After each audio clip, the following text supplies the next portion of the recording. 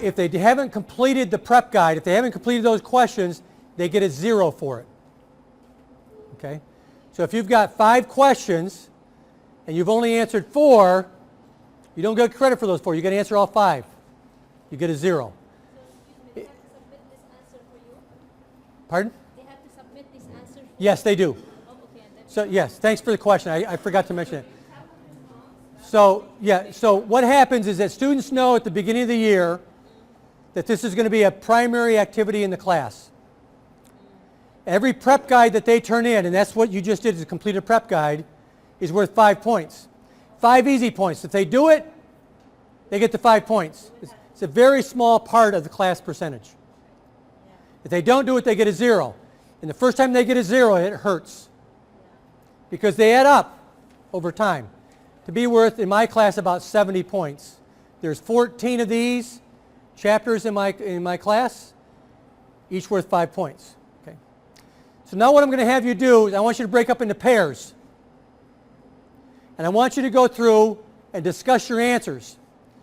Now this is a part of the class where you can be loud, you can talk, you can laugh, you can giggle, you can do anything you want. What I'm going to try to do the best I can is I'm going to circulate among you and listen to what you're saying. So please speak in English, okay, or Spanish. English or Spanish is fine, okay?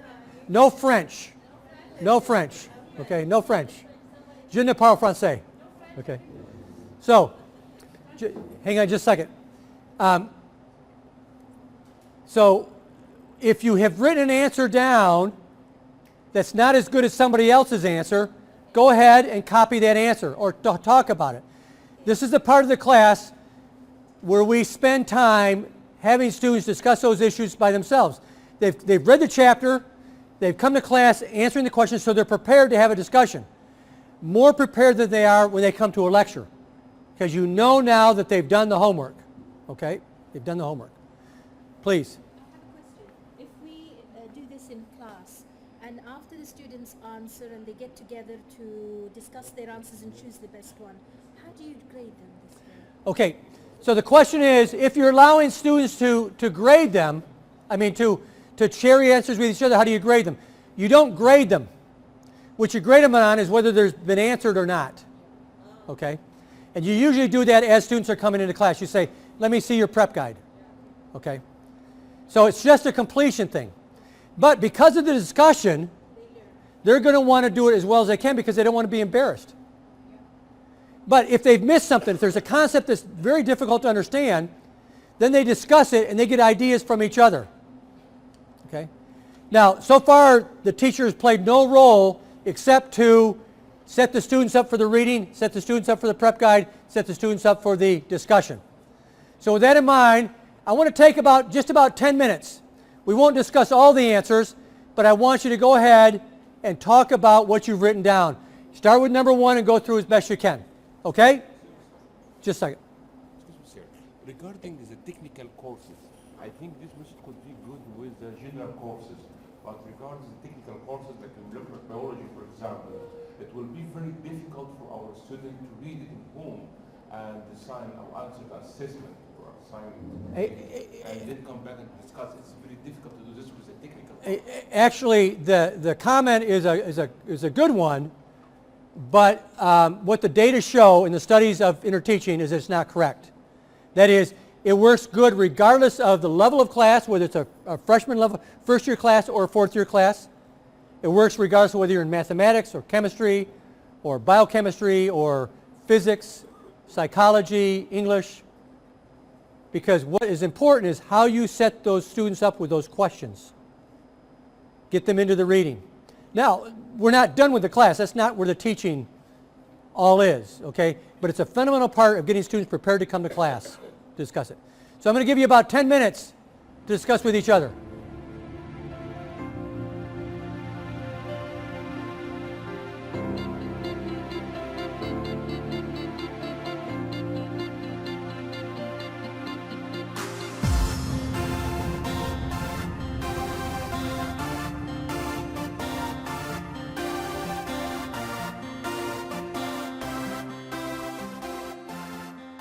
But let me just recap what we've done so far.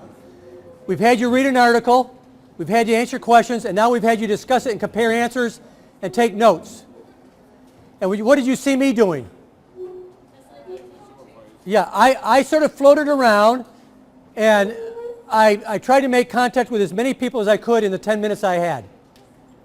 And you'll find that one of the interesting things about this way of teaching is when you do that, when you devote part of your classroom to this kind of interaction, you get to know your students very, very, very well. And this kind of interaction helps establish that rapport that the article was talking about.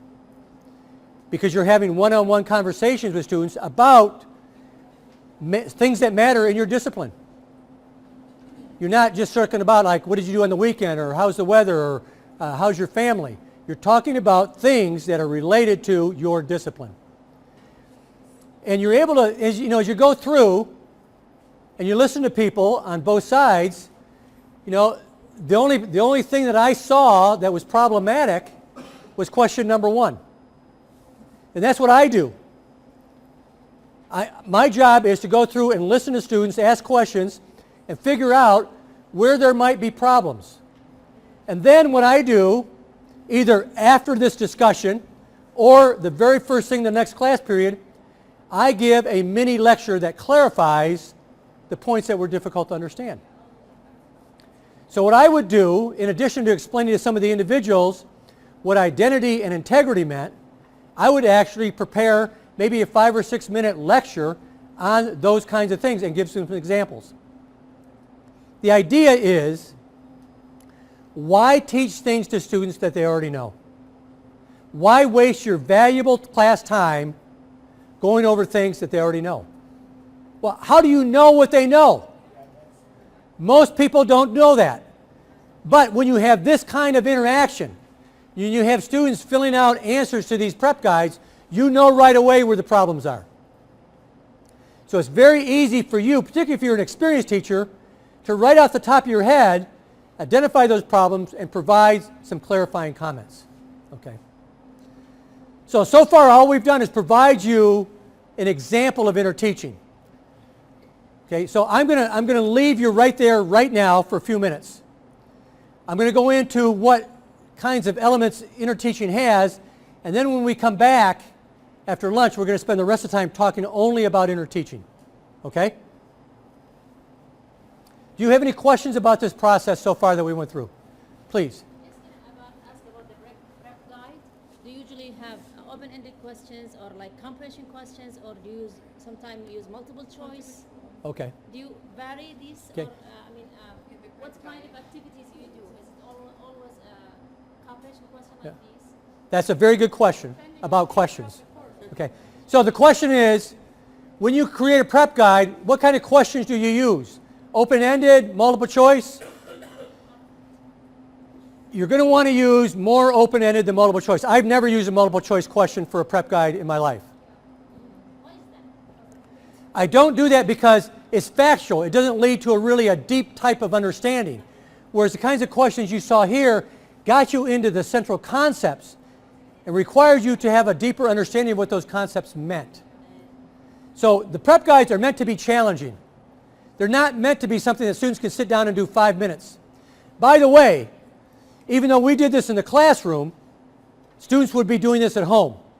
So they would do the prep guide at home. They would do the reading at home. They come to class for the discussion part. Okay?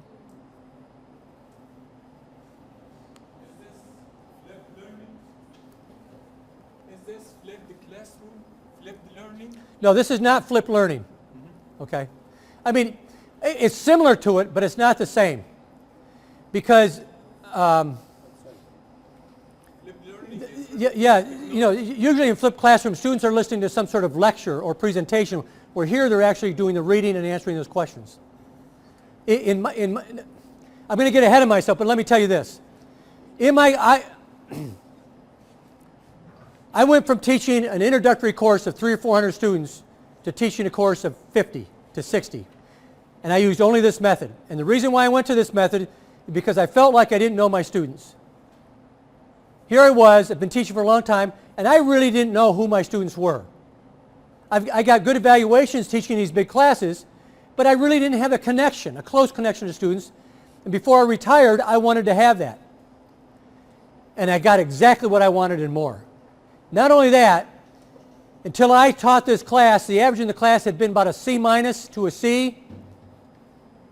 The class average went up to a B to B plus. I had almost no one fail the class.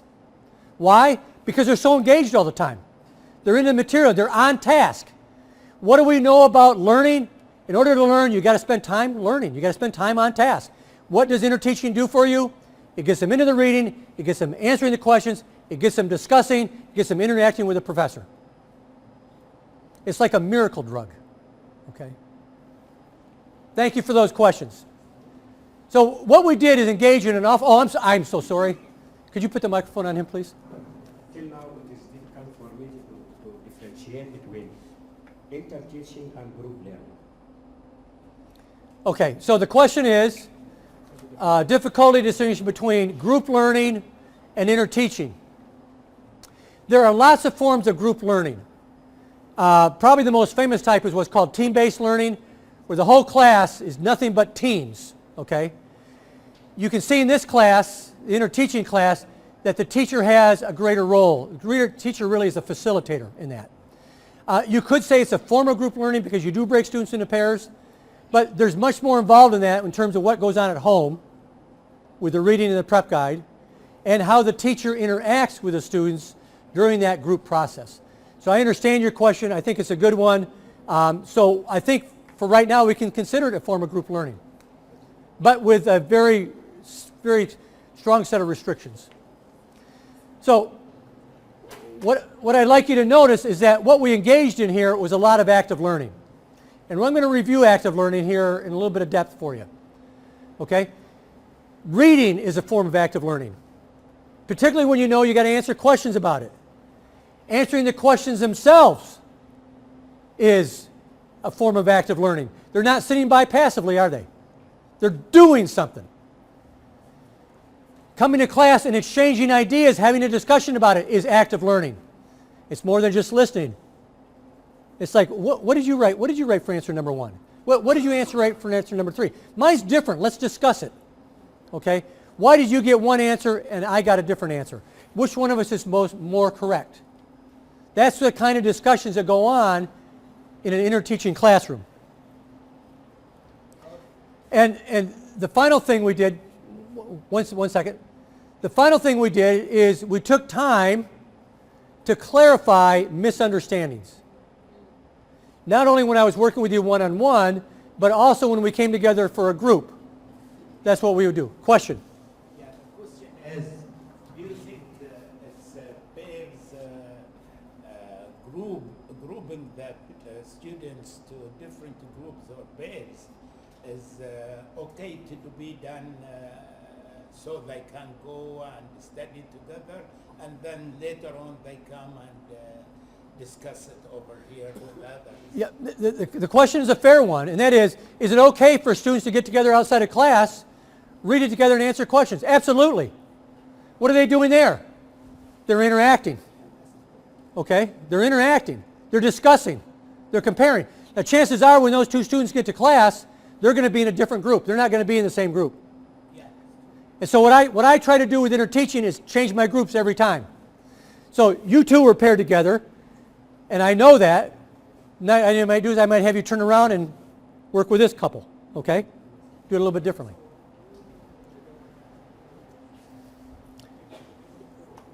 You've probably had plenty of workshops on active learning.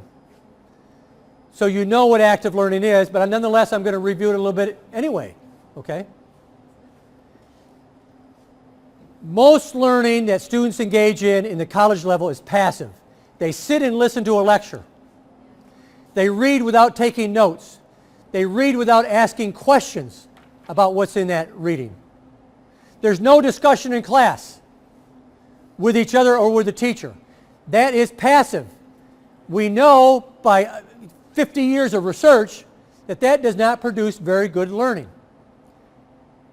And what I mean is knowledge retention. It just doesn't get in here. It doesn't. What you folks did is going to get in here. You're going to remember that article and points in that article long after you leave here today. And by the way, thanks again for allowing me to put you through that grueling process of reading for 45 minutes. So, active learning involves several different items. It always involves doing something. That's the best form. Okay? I taught a course in statistics and research methods. In order to learn statistics and research methods, you've got to do statistics and research methods. It's not something you can sit by and listen to in a lecture. And what Interteaching does is require students to really work hard at doing those things. If you take a look at that supplemental handout later on, you'll see by the kind of prep guide questions and exam questions that I used just how challenging the course was for the students. It was the hardest class in our curriculum. And yet, students achieved the highest grade in it. When you take a look at those exams, you'll realize that I did not give away those grades. They earned them. And that's a great feeling of satisfaction for those students. We know that any form of active learning increases learning retention, increases knowledge. It involves critical thinking. What you folks were engaged in was critical thinking, particularly if you were comparing each other's answers and trying to figure out which one was more correct. Nobody fell asleep. Nobody fell asleep. Now, there were a couple people talking here and there, but that's okay. That's going to happen. But nobody was sitting there like a bump on a log. You were doing stuff, okay? It got your attention and it kept it. You were engaged. You were engaged. You were engaged reading an article about engagement, okay? So let's relate all this to Bloom's taxonomy, okay? Everybody heard of Bloom's taxonomy? Okay. Okay, I would hope so. But we'll try to put this in context a little bit, okay? I draw Bloom's triangle a little bit different than most people do, okay? The fundamental level is what? Remembering, okay? Speaking of remembering, what was the sentence I asked you to memorize? Can anybody say it? Can anybody write it down? Let's do it one more time. Los musulmanes son buenas personas. Okay? Okay. So you remembered part of it at least. Okay? Now, yes, that's exactly right. Okay? Now, you memorized it, but it means nothing to you. Does it sound familiar to your students? They memorize stuff, but they don't really understand it. Okay? Los musulmanes, Muslims, son buenas personas. Muslims are good people. Okay? Okay? Now it has a context. Now it has meaning. Okay? Now you can relate to it. The problem is most learning in college, particularly at the first 2-year levels, is all about remembering. It's not about understanding. Now you understand the meaning. Okay? It's no fun memorizing stuff you don't know what it means. And part of our job is to provide meaning as a context for what students are learning. We don't do that, we're not teaching. We're not teaching.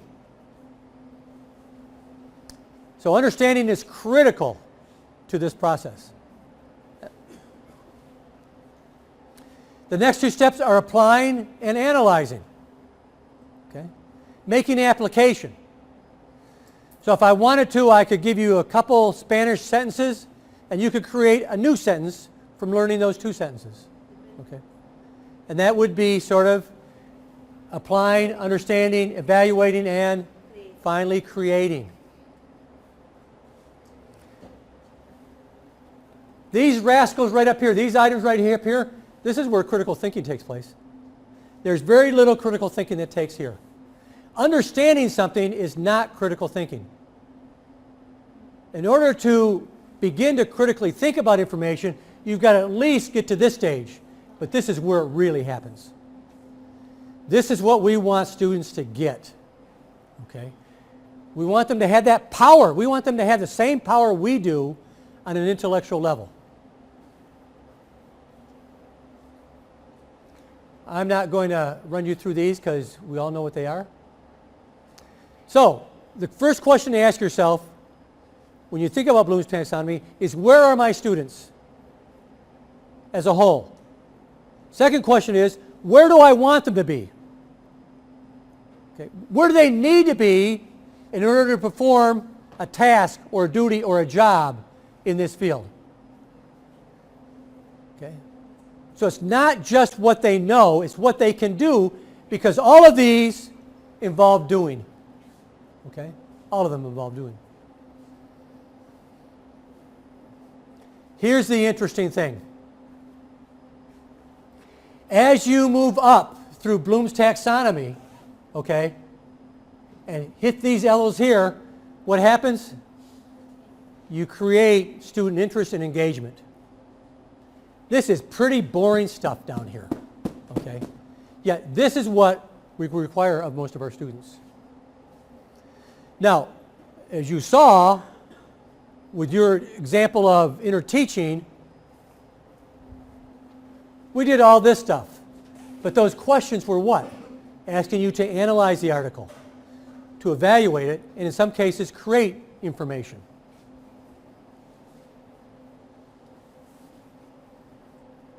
So, these are the questions I want you to think about now. Okay. What did we do? How do these activities reflect active learning? And where do they fall in Bloom's taxonomy? Okay. So we read an article. Now, did you read it passively? No. I saw people underlining. I saw people making notes in the margins. You knew you were going to have to answer some questions. So you were into it deeper than you would be otherwise. Okay? You had to think about what that article was saying in order to answer those questions. It wasn't an MCQ where you could just regurgitate it or recognize an answer. Okay? You actually had to think. You then engaged in discussion, comparing and contrasting, evaluating, critiquing, all those kinds of things that we saw at Bloom's higher level. Okay? You had the opportunity to engage me one-on-one with questions, and many of you did. Many of you did that. Okay? And we did an active review. Okay? We sort of did a short active review, but we did an active review nonetheless. Okay? So we, in that short time, with you working as students, we accomplished a lot. Okay? And so what you'll find is when you interteach, when you use interteaching, you sort of sneak learning into the students. They don't realize they're learning. But yet when it comes to the test time, they're absolutely amazed at what they know. So I would have D students, typically, and they would get a B on an examination. And it was a miracle to them. How did I do this? Well, basically because I forced you to. I set up the contingencies of learning in this class to maximize your opportunity for learning. So what is a D student or even an F student can become, under these kind of teaching methodologies, a B or an A student. I had fewer than 5% failures over those 4 years using this method. And those were students who just didn't show up to class. Okay.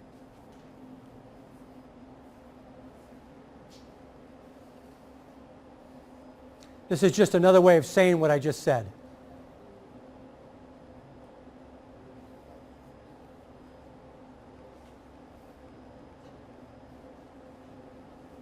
So where do we spend our time? Right here. Right here. Okay. Now the beauty of interteaching is that you can do it with any content. Now, I haven't told you anything about the larger scheme of setting up interteaching classroom, and I'm going to do that in just a bit.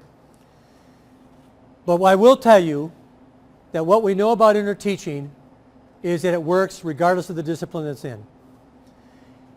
If I was you, rather than me, and this is brand new to me, I would not immediately go out and transfer my entire class to be interteaching. I'd take maybe a chapter and I'd experiment with it to see how I like it and how it works. Because this requires you to really transform your entire approach to teaching. And rather than transform the entire class, take a chunk of it. See how you react to it. I guarantee you, when you first do it, your students are going to absolutely hate it. They are going to revolt. They're going to complain. They're going to moan. And you're going to say, just give it some time. Just give it some time, I promise you. You're asking students to do things that many of them have never done before. Most of them are used to coming to class, taking out a notebook, if even that, or taking out a tape recorder and listening to a teacher. Passive learning. Okay, passive learning. So what I just wanted a little bit of feedback for you right now. So on a separate piece of paper, I want you to evaluate your level of engagement during the process of reading the article, answering the questions about the article, and then discussing the article on a scale from 1 to 10.